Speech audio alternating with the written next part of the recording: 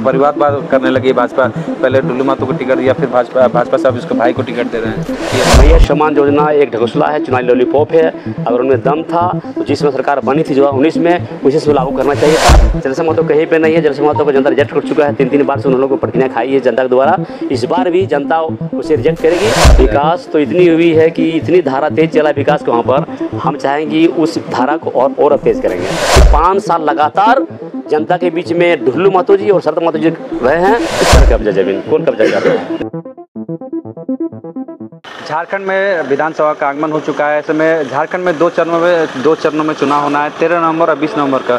हम बात करें धनबाद, तो धनबाद में 20 नवंबर को चुनाव होना है। और बात करें कि जो हर क्षेत्र के प्रत्याशी अपने रंग बिखरने में लगे हैं, इसी क्रम में हम अभी जुड़े हैं बाघमारा के प्रत्याशी शत्रुघ्न महतो से। सीधे जुड़ेंगे और बातचीत करेंगे, क्योंकि भाजपा ने इस बार उम्मीद जताया डुल्लू महतो के बड़े भाई। तो क्या कुछ इस बार मुद्दा रहेगा आपका बाघमारा को विकसित करने में? सबसे पहले तो मैं हमारे विश्व की सबसे बड़ी पार्टी भारतीय जनता पार्टी है, उस पार्टी के हम आज एक सिपाही हैं।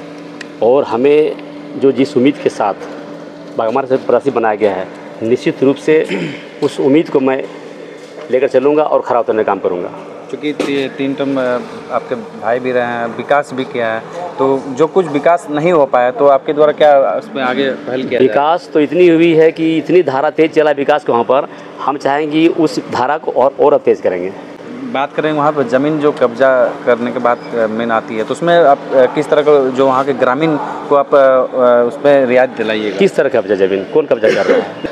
ये तो मामला BCCL की मामला है। BCCL जो कंपनी वहाँ चल रही है, BCCL वैसे विस्थापित लोगों का ज़मीन लेकर के नौकरी मुआवजा नहीं दिए हैं, वैसे लोग को हम प्रेशर देंगे और वैसे लोग को जो मुद्दा है वैसे मुद्दा को हम विधानसभा में उठाने का काम करेंगे। सामने आपके जलसे महतो रहेंगे?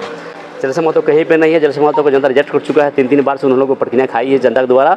इस बार भी जनता उसे रिजेक्ट करेगी और जनता उसे कभी देखना पसंद नहीं करती है, चूँकि 5 साल लगातार जनता के बीच में डुल्लू महतो जी और शरद महतो जी रहे हैं।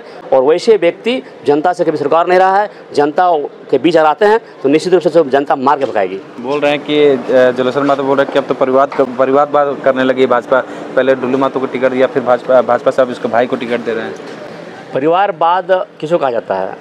अगर हमारे भाई सांसद बन गए, हम ऊपर से टपक गए हैं। हमने लगातार 15 साल पार्टी की एक एक कार्यक्रम को, जो हमें पार्टी जिम्मेवारी दी थी, जो हमारी पार्टी सौंपी थी, उस जिम्मेवारी को हमने बखूबी निभाए हैं।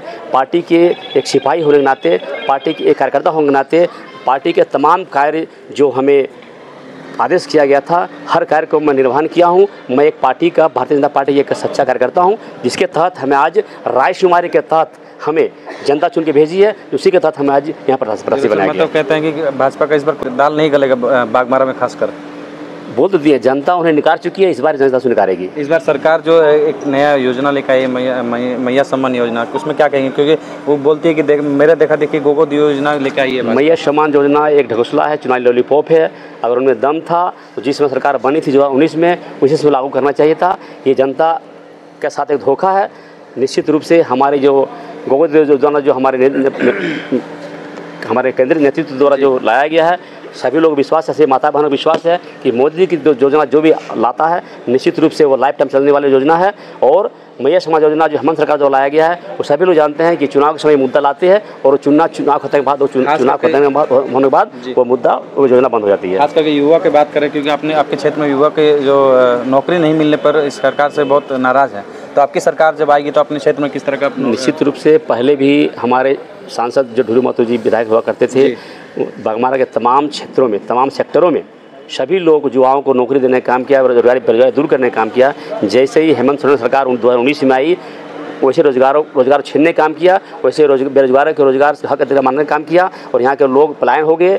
और वैसे कंपनी के लठित बनकर, वैसे कंपनी के दलाल बनकर मोटी रकम लेकर के रोजगार को हक छीनने का काम किया। अगर निश्चित रूप से अगर 2024 सरकार हाँ बनेगी, बनना तय है, जैसे सरकार बनती है वैसे जो बेरोजगार जो पलायन कर चुके हैं उसको मैं पुनः ला करके बाघमारा में रोजगार देने का काम करेंगे। जो लड़का भटक रहे हैं, जो लड़का रोजगार के लिए इधर उधर दरदारा भटक रहे हैं, वैसे रोजगार को हम रोजगार देने का काम करेंगे। बहुत बहुत धन्यवाद शत्रुघ्न महतो जी। हमारे साथ ये मौजूद थे बाघमारा के प्रत्याशी शत्रुघ्न महतो जी, और इनका कहना है कि बाघमारा में जो भी विकास विकास के कार्य नहीं हुए हैं, विकास के कार्य यहाँ पर करेंगे। और बाघमारा में खासकर युवा को जो पलायन बाहर के देशों में जाते हैं, बाहर के शहरों में जाते हैं, उनको वहाँ से लाकर यहाँ पर लाएंगे और यहाँ पर रोज़गार का मौका देंगे। और खास करके जो ढूल महतो के जो बड़े भाई हैं, उन्होंने कहा कि हम भाजपा में 15 साल से जुड़े हुए हैं और कोई परिवारवाद नहीं भाजपा कर रही है। मैं कार्यकर्ता रह चुका हूँ, इसीलिए मुझे इस बार टिकट दिया। अगर टिकट देकर मैं इसे और तेज़ी का काम आगे करूँगा। ऐसे खबरों के लिए मेरे साथ बने रहे। विक्रम सिंह, भारत जनता पार्टी, धनबाद से।